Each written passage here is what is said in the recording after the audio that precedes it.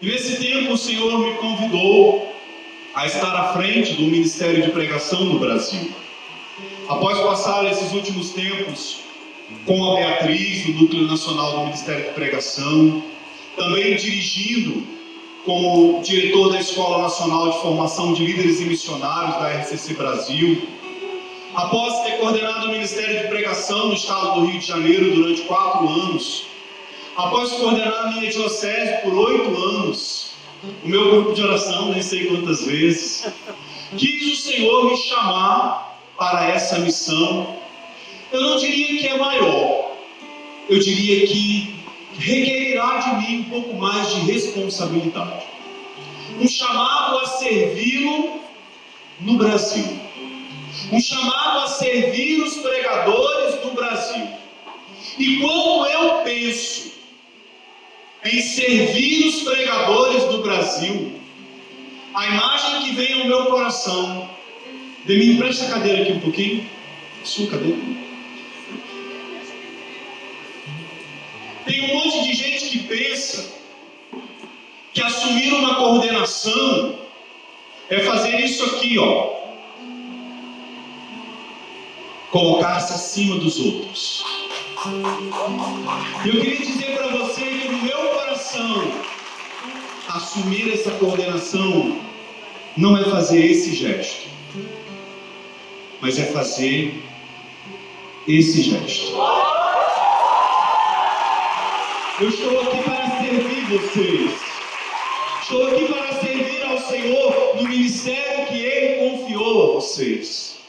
E por isso eu digo para vocês que é uma alegria muito grande no meu coração, uma honra, uma oportunidade de servir ao Senhor. Porque nenhuma função que nós assumíssemos deveriam nos levar a subir nenhum degrau. Pelo contrário, elas deveriam fazer a gente descer e estender a mão, estender o braço e dizer: eu sou o teu servo. Eu quero dizer isso para vocês nessa tarde. Eu sou servo de vocês. Estou aqui para servi-los, para dentro daquilo que Deus quiser colocar à disposição de vocês, pregadores do Brasil. Amém? E então, queridos irmãos, chegando a esta 6ª e última pregação, foram 6, podem acreditar. Passou tão rápido, não é? Foi tão bom, todas foram tão boas. Mas chegamos à última. E nessa última pregação, eu queria convidar você a pegar a sua palavra na carta aos Romanos, capítulo 10, versículo 14. Romanos 10, 14. E chegando a esse final de pregação, final de workshop do Ministério de Pregação, depois de termos ouvido ontem o Padre Micael nos ensinar sobre as semelhanças e diferenças entre pregar o Antigo e o Novo Testamento, que muito nos enriqueceu e que muito despertou no nosso coração o desejo de buscar mais, de aprender mais, amém? Amém. Depois também de termos ouvido o Padre Micael nos ensinar sobre os números da Bíblia, e que embora talvez a gente não tenha conseguido assimilar tudo, mas pelo menos deixou no nosso coração aquele desejo assim: eu preciso estudar mais, eu preciso aprender mais, amém? Hoje, o Vinícius nos dizendo que nós precisamos ser homens e mulheres inspirados, guiados pelo Espírito Santo. Depois nos veio o Padre Antônio e contribuiu para que nós entendêssemos como pregar sobre Maria, como pregar Maria na perspectiva da Palavra de Deus, na perspectiva de Jesus Cristo. Agora nossa irmã Beatriz veio e nos impulsionou a acreditar que a Palavra de Deus não se deixa acorrentar. E nós queremos terminar esse momento nosso do Ministério de Pregação fazendo a pergunta que Paulo faz aos Romanos. Vamos começar pelo versículo 14, capítulo 10, versículo 14, que diz assim. Vamos ler todos juntos? Porém, como invocarão aquele que não tem fé? E como crerão naquele de quem não ouviram falar? E como ouvirão falar quem pregue. Esse é o tema, é o título dessa pregação. E como ouvirão falar se não houver quem pregue? Nós viemos para esse ênfase, e eu acredito que todos nós que estamos aqui nesse momento, nesse workshop, fomos chamados por Deus para pregar. E ontem eu dizia que para pregar, a coisa principal que precisa haver é um chamado de Deus. Só que essa palavra, Paulo está questionando aos romanos e questionando a nós também. E se não houver mais quem pregue? E se não houver mais pessoas que queiram se comprometer com o Evangelho e anunciá-lo? E se não houver mais ninguém que queira dispor o seu tempo de preparar uma pregação, de procurar viver uma vida reta para poder pregar a palavra, de procurar permitir que a palavra não deixe se acorrentar, mas que ela seja veloz ao coração de todas as pessoas que vão ao grupo de oração? E se não houver quem pregue? Meus irmãos, a igreja, ela existe para evangelizar. E quem é a igreja? Vou perguntar outra vez. Teve gente que ficou pensando: o que é a igreja? Quem é a igreja? A igreja sou eu, a igreja é você. Nós temos aqui um templo belíssimo, uma basílica, mas aquilo é só um prédio. A igreja sou eu e você. E a igreja, ela existe para evangelizar. E por que a igreja existe para evangelizar? Ela prega a palavra. Ela prega, a igreja prega a palavra porque ela existe para isso. Veja, nos outros ministérios, intercessão, oração por cura, música e artes, a pregação da palavra para os outros ministérios, tudo que eles fazem, a pregação da palavra é o fim último. Vocês já pararam para pensar nisso? A música prepara para a pregação, a oração prepara para a pregação. Quando nós oramos pela libertação de uma pessoa, nós estamos orando para que aquela pessoa aceite a palavra, deixe aquela palavra entrar na sua vida. Mas para nós do ministério de pregação, a pregação da palavra é o que suscita a fé, e por isso é o nosso objetivo primeiro, e não o nosso fim último. Esse trecho de Romanos 10, ele é muito interessante, porque ele vai falando de estabelecimento de justiça, estabelecer a justiça porque Cristo é o fim de toda a lei, que a fé é condição para a salvação, porque as pessoas não prestam ouvido à boa nova. Todo o capítulo 10 é focado no ato de anunciar a palavra de Deus. E nenhum ministério existiria se não fosse tocado pela pregação da palavra. Por isso a nossa importância, por isso a nossa responsabilidade. Você entende a sua responsabilidade, sim ou não? Sim. Você entende que a responsabilidade nossa, enquanto pregador e pregadora da palavra, é muitas vezes até incentivar, suscitar nos outros ministérios o desejo de atuarem, o desejo de servirem ao Senhor. Mas isso parte da pregação da palavra, que vai suscitar a fé nas pessoas. A nossa responsabilidade, esse anúncio eficaz, ele depende do operar do Espírito Santo. E aí, para tentar nos encaminhar para essa resposta a essa pergunta, e se não houver quem pregue, rezando, preparando essa pregação, o Senhor me dava a figura de um profeta. Eu queria pegar com vocês um outro trecho da palavra, agora de 1 Reis, capítulo 17. Primeiro livro de Reis, capítulo 17. Ele vai trazer para nós a figura de um grande profeta do Antigo Testamento. O nome desse profeta é Elias. Elias quer dizer aquele que reconhece quem Deus é.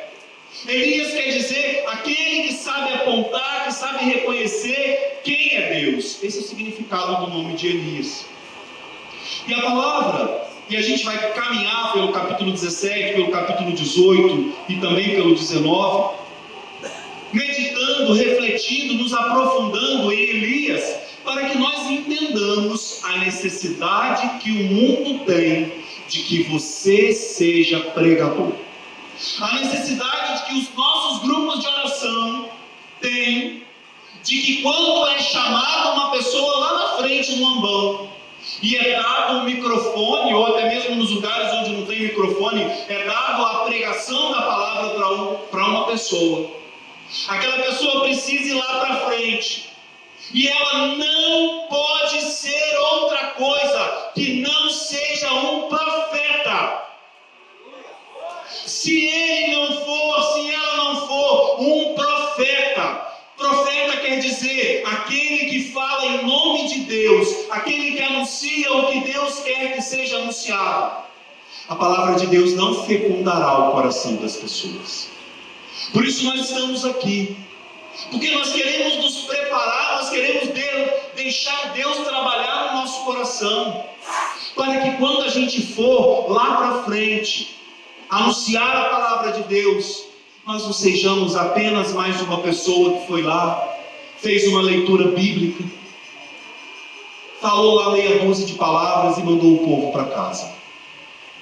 Me desculpe, meus irmãos, mas eu quero declarar profeticamente que no Brasil, a partir desse momento, o Espírito Santo não permitirá que nenhum pregador seja meramente um leitor de palavra lá na frente e que não consiga atingir o coração das pessoas. Mas eu quero profetizar que todos os pregadores, pela unção que vem do Espírito, pelo profetismo que Deus deu a Elias, Deus agirá em cada pregação que for anunciada nesse país.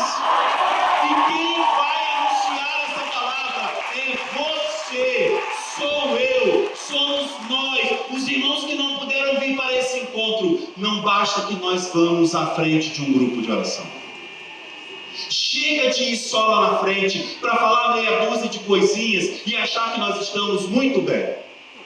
O Espírito Santo está nos impulsionando, o Espírito Santo está nos alertando, o Espírito Santo está tentando, através desse ENF, destacar, despertar em nós o mesmo que ele despertou em Elias, e é por isso que nós vamos meditar sobre ele.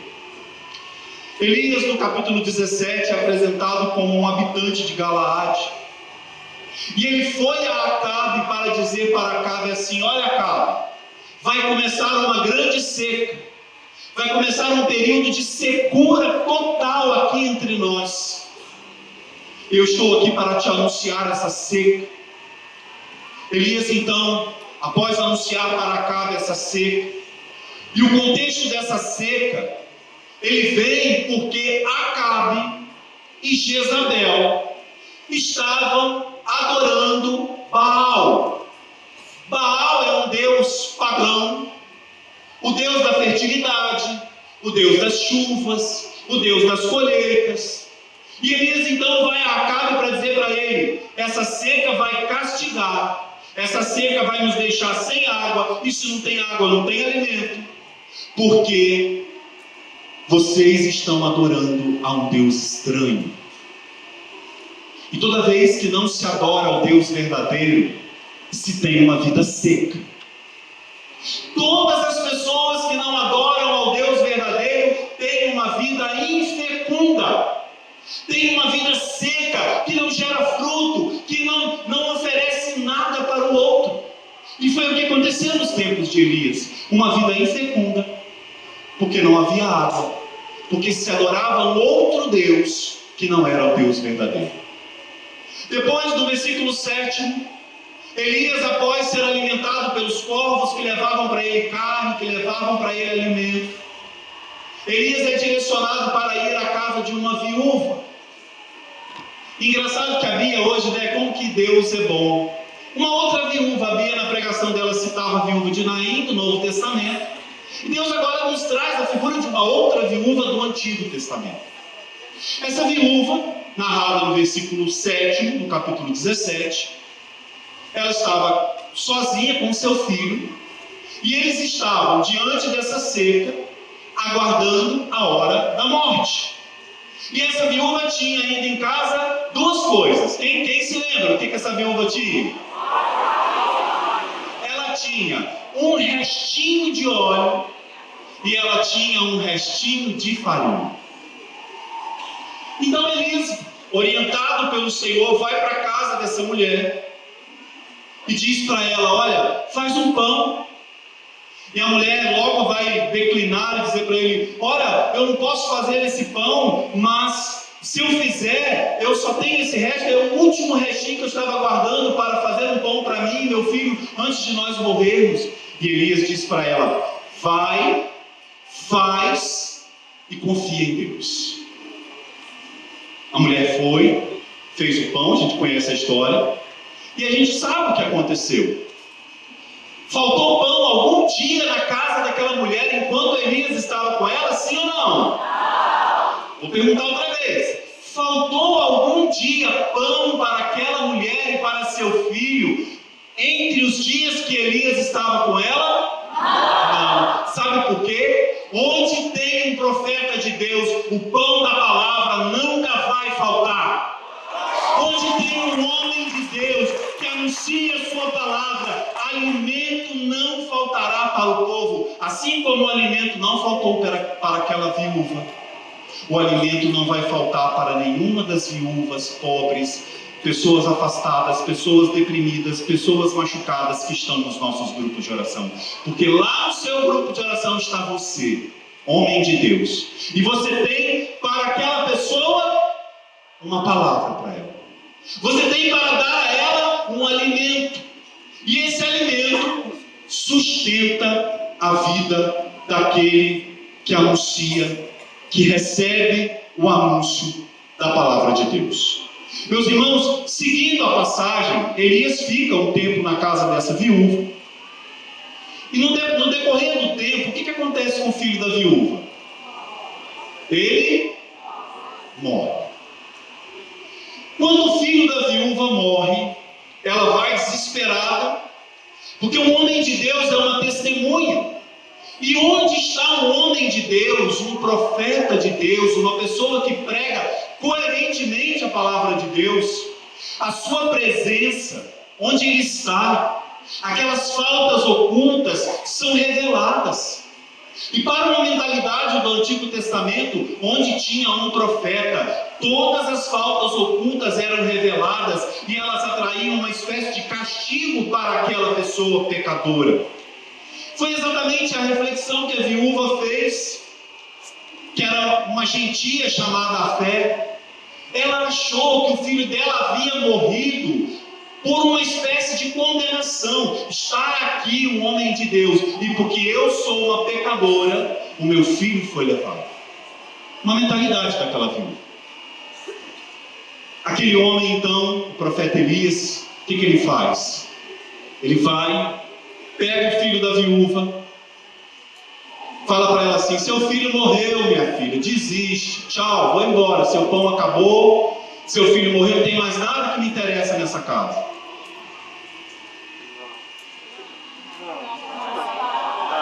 Vocês demoraram muito para reagir. Foi isso que ele fez? Não. Elias pega o filho da mulher, leva o menino, ora por ele, e o que acontece com aquele menino? Ele ressuscita. E o interessante é que quando ele devolve o filho vivo para aquela viúva, ela diz o que diz o versículo 24 do capítulo 17. Ela olha para ele e diz assim: agora vejo que és um homem de Deus e que a palavra de Deus está verdadeiramente em teus lábios. Meus queridos irmãos, vamos refletir aqui uma coisa. Durante os dias que Elias estava com aquela mulher, ela já estava assistindo alguma manifestação extraordinária? Sim ou não? Sim. Qual era a manifestação extraordinária que aquela mulher estava vendo? Uma farinha que não acabava, um alimento que não acabava. Mas veja que ela precisou ver um algo a mais para ela chegar à conclusão, olhar para Elias e dizer: agora vejo que és um homem de Deus e que a palavra de Deus está verdadeiramente em teus lábios. Deixa eu fazer uma convocação para você. Talvez nós estejamos pregando muito bem até agora. Talvez a nossa pregação esteja sendo muito eficaz até agora. Talvez não esteja faltando alimento nos nossos grupos de oração até agora, porque nós estamos anunciando o alimento e esse alimento é a palavra. Mas deixa eu te fazer uma convocação. Faça a sua pregação frutificar de tal modo, faça com que a palavra de Deus através de você seja anunciada de tal modo, que as pessoas olhem para você e digam assim: nossa, eu sempre ouvi você pregar, mas agora eu tenho uma visão diferente da sua pregação. Eu vejo que você tem algo a mais. Agora eu vejo que você de fato é um homem de Deus. Agora eu vejo que de fato você é uma mulher de Deus. E eu vejo mais.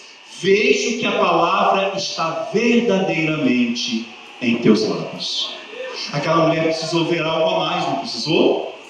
Sim ou não? Sim. O algo a mais que ela precisou ver para chegar à conclusão de que Elias de fato era o homem de Deus e que de fato a palavra de Deus estava nos seus lábios foi a ressurreição do seu filho. Talvez você possa pensar agora assim: o que é esse algo a mais que eu posso fazer? O que é de avanço que eu posso dar? Que passos mais eu posso dar para frente? Para que a pregação que eu faço, inspirado pelo Espírito, inspirado pela palavra, o Espírito Santo fecunda em mim, para que as pessoas possam olhar para nós e dizer: aquele EF foi bom mesmo, hein? Rapaz, você voltou daquele EF mergulhado na unção. O que aconteceu com você lá? O que fizeram com você lá naquele encontro?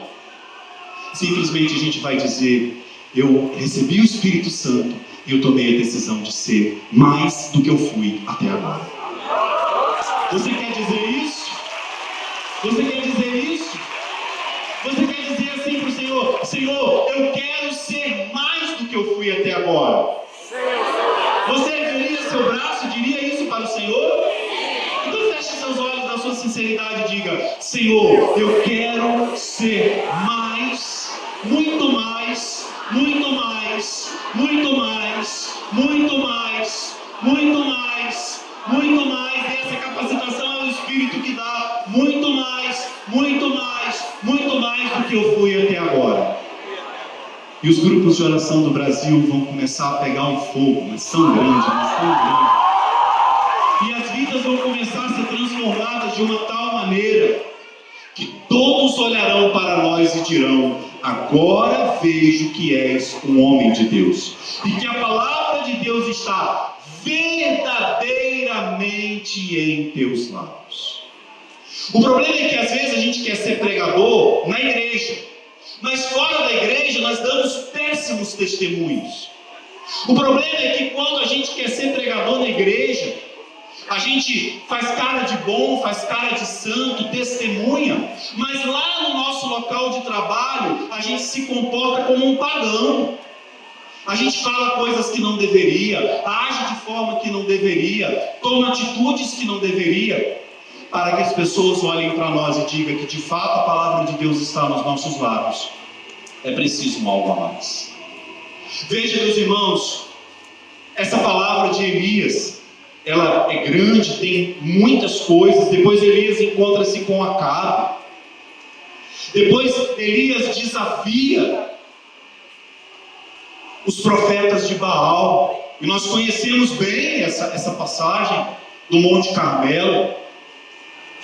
É preciso que a gente, mesmo que a gente tenha iniciado o nosso ministério, porque quando a gente começa o nosso ministério de pregação lá atrás, a gente começa cheio de vontade, cheio de unção, a gente desafia qualquer obstáculo. E muitas vezes a caminhada vai nos cansando, vai nos arrefecendo. Eu sou de um tempo em que quando a gente era chamado para pregar, a gente jejuava muito. A gente parava de assistir televisão, a gente parava de ouvir outras músicas que não fossem de Deus, a gente ia no Santíssimo umas 10 vezes por dia. A gente lia a palavra, rezava não sei quantos textos. Nossa, eu vou pregar.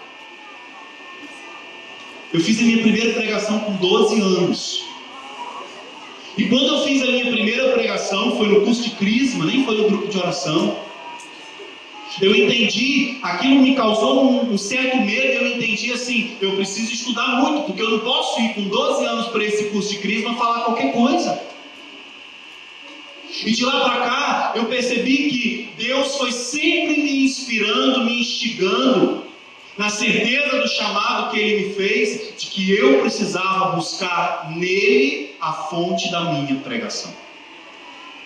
E aí, quando a gente tem certeza do nosso chamado, é só deixar Deus agir. A gente ora, pede, Deus vem e age em nós.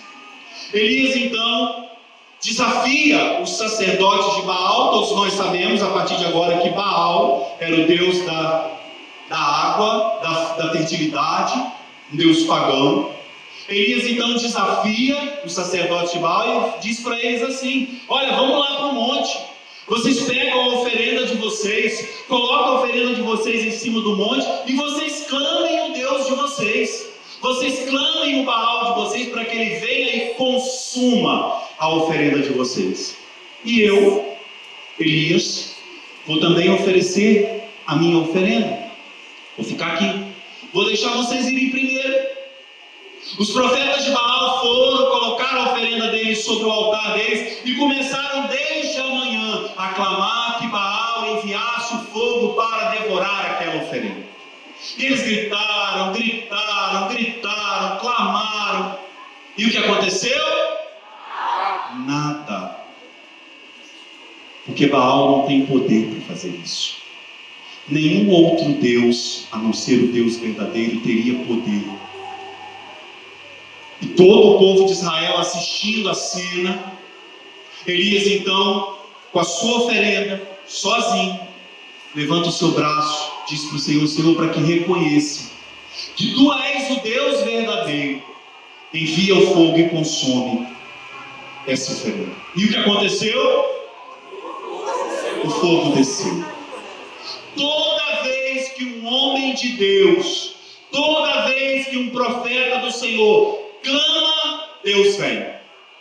Toda vez que você na sua pregação anuncia esse Senhor verdadeiro, Ele vem e queima os corações. A obra de descer e queimar o coração não está no seu grito. A obra de descer e queimar o coração não está na sua capacitação. A obra de descer e queimar o coração das pessoas não está em nós. Essa obra está no Espírito Santo. E é Ele que desce, e é Ele que queima. Mas porque você foi um homem inspirado pela palavra, porque você foi um homem que se deixou guiar pelo Espírito Santo, como Elias. E quando se clama, Deus envia o teu fogo. E se a gente continuar a passagem, depois dessa passagem do monte, Elias recebe um recadinho de Jezabel. Jezabel odiava Elias. Segundo a tradição, segundo a genealogia e a explicação do nome de Jezabel, Elias quer dizer: eu reconheço.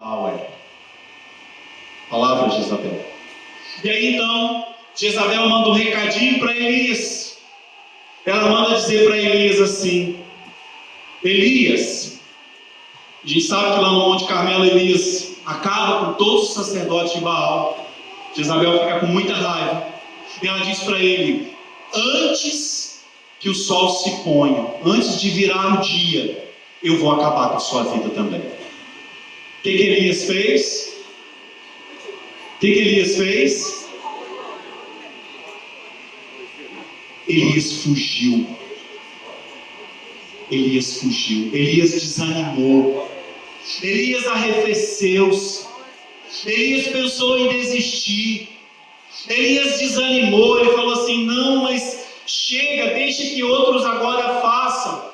Deixa que outros agora anunciem. Deixa que outros agora proclamem a palavra. Meus irmãos, quando a gente tem certeza do nosso chamado, é preciso orar e deixar Deus agir. O Espírito do Senhor é a força exterior que transporta o profeta. E hoje, assim como Elias entrou numa caverna, o Senhor trouxe você aqui para tirar a gente dessa caverna que talvez nós tenhamos nos colocado e nos dar uma nova unção. Deus te trouxe aqui Talvez porque a sua vida esteja dentro de uma caverna, como a gente vai ver que Elias foi agora. No capítulo 19, versículos 1 e 2, diz que quando Acabe contou a Jezabel tudo o que fizera Elias, e como ele passara a fio de espada todos os profetas de Baal, a rainha mandou um mensageiro a Elias para dizer-lhe que os deuses me tratem com o último rigor, se amanhã, a esta mesma hora, eu não fizer de tua vida o que fizestes da vida deles. Esses homens e essas mulheres, eles dançavam para Deus, o Deus Baal, esses homens de Jezabel. E a disputa aqui é entre o fogo que cai vindo de Deus, e o que está em jogo é a fé monoteísta. Porque assim como acreditavam em Baal, eles acreditavam em vários outros deuses. E a disputa que Elias propunha, e por isso ele chamou todo o povo para assistir aquele sacrifício, é porque Elias queria que não houvesse outro Deus a não ser o Deus verdadeiro. E aí Elias então fica com muito medo. Capítulo 19, versículo 3. Elias teve medo e partiu, a fim de salvar a sua vida. Meus queridos irmãos, vejam, um homem de Deus, sim ou não? Elias. Sim. Um homem de Deus, sim ou não? Sim. Ele teve medo? Sim. Se eu acredito na palavra, eu estou lendo no versículo 3, Elias teve medo e partiu. Porque talvez em algum momento da nossa vida nós também tenhamos medo. Talvez também em algum momento da nossa vida nós talvez também queremos não pregar mais. Se não houver quem pregue. E se o medo não nos levar a não pregar mais. E a caminhada então de Elias vai fugir. E a caminhada de Elias começa como uma fuga, mas ela termina como encontro com Deus. Talvez quando eu e você estamos desanimando e o Espírito Santo me revela que alguns pregadores que estão nesse workshop vieram para cá muito desanimados com o seu ministério. Quem pode levantar a mão e dizer: eu sou um pregador que estou desanimado com o meu ministério? Essa palavra é para vocês, irmãos, que ergueram os braços. Deus está falando que a caminhada de Elias começa com uma fuga de Jezabel, mas se transforma em peregrinação ao encontro com Deus. Vocês já notaram uma outra curiosidade quando a gente fala de ministérios? O ministério de intercessão, por exemplo, quando ele atua no grupo de oração, quando ele atua nas suas reuniões, ele atua uma pessoa sozinha ou mais de uma? Mais de uma. Nossos ministérios de música em geral, quando eles atuam, é uma pessoa sozinha ou mais de uma? Normalmente mais de uma. E outros tantos ministérios, já repararam como que são mais pessoas? São grupos? E o pregador? E o pregador? Nós até podemos formar um grupo de pregadores, mas quando a gente prega sozinho. E quando nós, enquanto pregadores, sozinhos anunciamos a palavra, nós não estamos sozinhos, porque o Espírito Santo vem a nós e ele nos assiste. Veja, 19:3 a 5, Elias teve medo e partiu a fim de salvar a sua vida. Chegando a Bersabéia em Judá, deixou ali o seu servo e caminhou pelo deserto durante um dia. Deixou o servo e foi sozinho. Sentou-se debaixo de um junípero e desejou a morte. Olha o que Elias diz: basta, Senhor, disse ele, tirai minha vida, porque não sou melhor do que meus pais. Deitou-se por terra e adormeceu debaixo do junípero. Mas eis que um anjo do Senhor tocou e disse: o que ele disse? Mais alto um pouquinho, o que ele disse? Veja essa imagem. Quando a gente está no grupo de oração, que a gente vai pregar, antes de alguém chamar a gente está lá, né? Nós estamos sentadinhos lá, não estamos? Ou vocês ficam lá na frente o tempo todo? A gente está lá, né? Então fomos chamados para pregar. Agora nós queremos convidar o nosso irmão, nossa irmã que vai pregar agora para nós.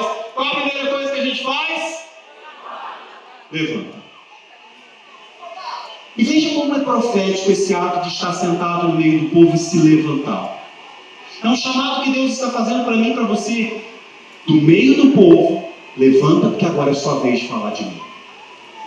Nós não somos um extraterrestre que sai de um outro planeta. Nós somos um como todos os outros. Levanta-te e come.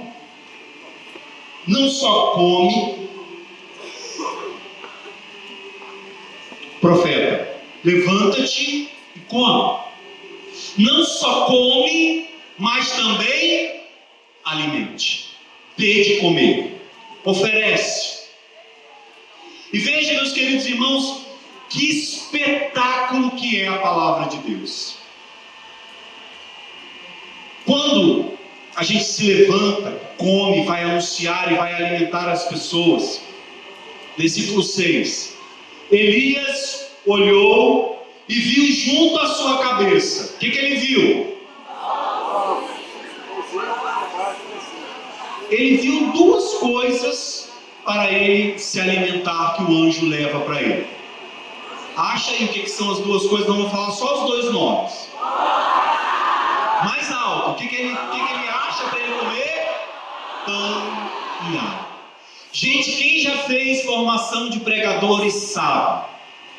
O nosso ministério, o ministério de pregação, ele é sustentado, ele é fundamentado, ele é soerguido por dois pilares. Dois pilares. Quem já fez formação de pregadores e sabe dizer para mim quais são os dois pilares do ministério de pregação? Fala, irmã, bem alto. A palavra e o Espírito. Para você que não sabia, os dois pilares do ministério de pregação são a palavra de Deus e o Espírito Santo. Olha o espetáculo da palavra de Deus. Elias olhou, desanimado, cansado, desejando a morte, estando sentindo-se insustentado, sentindo-se enfraquecido. Ele olha para o lado e ele vê dois alimentos. Quais são? A palavra, pão e água. Quais são os dois pilares do ministério de pregação? A palavra e o Espírito. A palavra, o pão. O Espírito, a água. Vamos aplaudir a palavra de Deus? Veja, Elias no seu momento de fraqueza, Elias profeta do Senhor, Elias homem de Deus, Elias homem que se sentiu fraco, Elias homem que pensou em desistir, Elias homem que pensou e desejou a morte.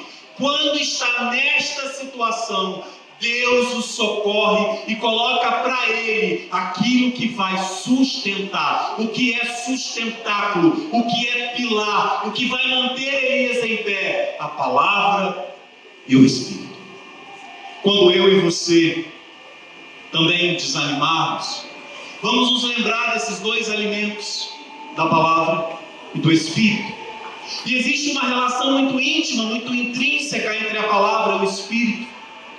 Elias então, depois desse momento, ele se levanta, come, bebe, e ele entra numa caverna. Não é isso que a palavra vai dizer? Versículo 9. Chegando lá, passou a noite numa caverna. E a gente já conhece bem essa história, não vou ler todo esse trecho, mas a gente sabe que passou o vento impetuoso, fez barulho, mas Elias percebeu a presença de Deus de que forma? De que forma, irmãos? Numa brisa suave.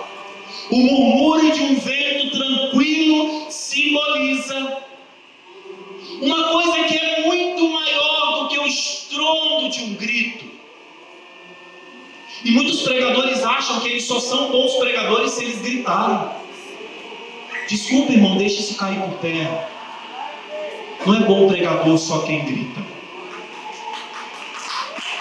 Outra coisa, não nos deixemos enganar achando que só o que se evidencia demais é que nos faz um grande pregador. Que nós só seremos grandes pregadores se as pessoas passarem o tempo todo da nossa pregação nos interrompendo para nos aplaudir. Desculpe, mas isso é uma enganação. O que de fato Deus quer nos ensinar através da figura, da pessoa de Elias, é que a sua presença está na intimidade que o pregador tem com Deus. O que vai fazer você ser um grande pregador não é o quanto de likes que você recebeu. O que vai fazer de você um grande pregador não é a quantidade de curtida que você recebeu na sua rede social. Não é isso que faz você um grande pregador. O que faz você um grande pregador é o mesmo que Deus fez com Elias, o murmúrio de um vento tranquilo, que simboliza a intimidade de Deus e o seu diálogo com o profeta. Não é, senão outra coisa, a doçura da sua ação. E Elias então percebe a presença de Deus nessa brisa suave. E Deus diz para Elias, a palavra do Senhor, versículo 9, foi dirigida a ele. E Deus pergunta para ele, o que fazes aqui, Elias? Onde que Elias estava? Ixi, meu Deus, acho que o povo está cansado. Onde Elias estava? Numa caverna. E Deus está dizendo, Elias, o que fazes aqui? Ele respondeu, Senhor, eu estou devorado de zelo pelo Senhor, o Deus dos exércitos. Porque os israelitas abandonaram a vossa aliança, derrubaram os vossos altares e passaram os vossos profetas a fio da espada. Só eu fiquei e querem tirar minha vida. E o Senhor então, versículo 11, ele diz para Elias, sai dessa caverna, Elias. Sai dessa caverna, Elias. Sai fora dessa caverna, Elias. E uma coisa que Deus colocava no meu coração, irmãos, e eu preciso para ajudar a entender isso aqui de 6 homens. Preciso de 6 homens aqui para me ajudar. Quem pode me ajudar? 6 homens? Muito obrigado. Patrícia, me ajuda. Por favor, faz aqui um paredão aqui na frente, assim, um do lado do outro. Patrícia vai colar um papel nas costas deles. Eu queria que vocês... Alguém pode ajudar aqui, gente? Porque são 6. Pode vir mais gente para ajudar. Meus queridos irmãos, nessa última pregação, nesses últimos minutos de pregação, Deus quer olhar para cada pregador do Brasil que está aqui e também para os outros que vão nos assistir depois, através dessa filmagem. Deus quer olhar para cada um de nós e Ele quer dizer para a gente assim, saia dessa caverna, porque eu preciso de gente que pregue o meu nome. Sai dessa caverna. E veja, irmãos, nós vamos construir a caverna aqui. Eu chamei esses 6 homens porque eu quero construir com eles aqui uma caverna. O pessoal está colando umas coisas aqui nas costas deles. E eu quero dar o nome desse paredão que forma essa caverna ao redor. Alguns nomes, tem muitos outros. Mas esse paredão que talvez envolve um pregador e faz com que ele esteja dentro dessa caverna. Uma primeira coisa que pode formar um paredão, vira de costa para eles. Um paredão que pode impedir que o pregador queira ficar só dentro da caverna é o desânimo. E o desânimo vem às vezes de muitas fontes. O desânimo às vezes vem de você achar que você não pregou bem. O desânimo às vezes vem de você achar que não foi eficiente na sua pregação. O desânimo às vezes vem porque as pessoas não vieram e estar pensando, nossa irmão, que linda pregação, parabéns. Nem sempre isso vai acontecer. Mas a palavra de Deus, como diz a própria palavra, ela não volta sem produzir o seu fruto. Se você pregou a palavra, acredite, ela não voltará sem produzir o seu fruto. A não ser que você tenha pregado a você mesmo. A não ser que você tenha pregado as suas ideias. A não ser que você tenha pregado o que alguns coaches nos levam a acreditar, que a força está em nós. Eu sou a melhor versão de mim mesmo. A palavra diz que a melhor versão de nós mesmos é Jesus Cristo. A palavra diz que, e nós vamos falar sobre isso amanhã no EIF, no geral, que nós vamos nos tornando aquilo que Deus quer, à medida que nós vamos nos afigurando a Cristo. À medida que nós vamos nos parecendo mais com Ele. E aí, queridos irmãos, o desânimo pode ser uma parte desse paredão dessa caverna. Uma outra parte do paredão dessa caverna é isso aqui, ó. A soberba. Nós deixarmos de apontar para o Senhor e apontar para nós. Nós deixarmos de querer que as pessoas sigam a Jesus e querer que as pessoas sigam a nós. Sabe quem é o melhor pregador? Você sabe? O melhor pregador é aquele que, quando acaba de pregar, as pessoas vão atrás de Jesus e não dele. Esse é o melhor pregador. E nós precisamos cultivar e combater para que em nós não haja nenhum tipo de soberba. Outra parte dessa parede que muitas vezes nos aprisiona: a falta de formação. Tem pregadores que dizem: eu não preciso mais de formação, eu já sei tudo, eu já fiz todas as apostilas, eu sou teólogo, eu sou isso, eu sou aquilo. Mas a palavra de Deus é viva e eficaz, e ela se renova cada vez que nós a lemos, cada vez que nós oramos com ela, cada vez que nós buscamos nos formar na sua sabedoria. Por isso, então, a falta de formação pode ser uma outra parede que está aprisionando para que o seu ministério não seja o tanto de fecundo que ele precisa ser. Vamos construindo a parede, né? Vai fechando. Vamos pegar outra parte da parede aqui, ó. Cansaço. Quantos pregadores cansados? Quantos pregadores se dedicam, mas como eles não buscam a renovação das suas vidas em Jesus, eles vão só ficando cansados. Só que nós nos esquecemos da palavra que nos ensina: eis que eu renovo todas as coisas. Inclusive renova a nós, porque o Espírito Santo tem essa capacidade de nos renovar, sim ou não? Sim. Todo o nosso cansaço deve ser depositado em Jesus, que diz: vinde a mim, vós todos que estáis cansados e fatigados dos vossos fardos, e eu então não tem cansaço que Jesus não sabe solucionar. Jesus é especialista em solucionar cansaços. Outra parte que a parede pode nos prender: a mentira. Não viver o que prega, não pregar o que vive. Ser alguém que prega uma coisa, mas vive outra. A mentira, muitas vezes, é uma das pedras mais pesadas que pode cair sobre nós e nos colocar numa caverna sem luz, sem uma brecha que nós consigamos sair dela. E por fim, poderia colocar muitas outras palavras, mais uma outra palavra: o medo. E agora eu queria pedir licença para os pregadores mais experientes para falar com você que está começando agora no ministério. Erga os braços quem está começando no ministério de pregação há pouco tempo. Continua o seu braço erguido, eu quero falar para você, meu irmão. Não tenha medo. Se você sente no seu coração que você tem esse chamado de Deus, se você sente no seu coração que Deus realmente está te chamando a esse ministério, extirpe o medo da sua vida, porque o Espírito Santo vai te curar de todo esse medo, de toda essa coisa de ficar lá na frente, de pegar no microfone. Se Deus está te chamando, não tenha medo. Não tenha medo de pregar em lugar nenhum. Não tenha medo de pregar, seja qual for o público, 5 pessoas, 10 mil, 100 mil, não tenha medo. E aí, meus irmãos, essas coisas, fecha por favor assim, ó, faz um pequeno círculo. Essas coisas pode aprisionar, vem cá, meu irmão. Essas coisas pode aprisionar um pregador dentro da caverna.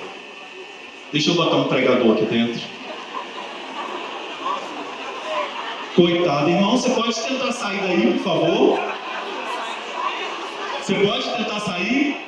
Confio na força desses homens que eu chamei. Vai, irmão. Como que é seu nome, você que está aí dentro? Hã? Valério. Sai da caverna, Valério. Sai, Valério, da caverna. Tá conseguindo não, irmão? Você quer falar para os irmãos se tá fácil ou tá difícil? Tá difícil, mas não é impossível. Esse é brasileiro, não desiste nunca. É pregador brasileiro, não desiste nunca. E aí, sabe o que a gente faz para acabar com a caverna? Tá aqui, ó, a palavra de Deus. A palavra de Deus, ela arranca a falta de formação. A palavra de Deus arranca o medo. A palavra de Deus arranca a tristeza. A palavra de Deus arranca o cansaço. A palavra de Deus arranca todas as coisas. E não há caverna para quando Deus olha para nós e Ele diz assim: sai dessa caverna, vai anunciar o meu nome, vai levar o meu nome a todas as pessoas. Eu queria convidar você a ficar de pé. E sair da caverna agora para você é se colocar de pé e dizer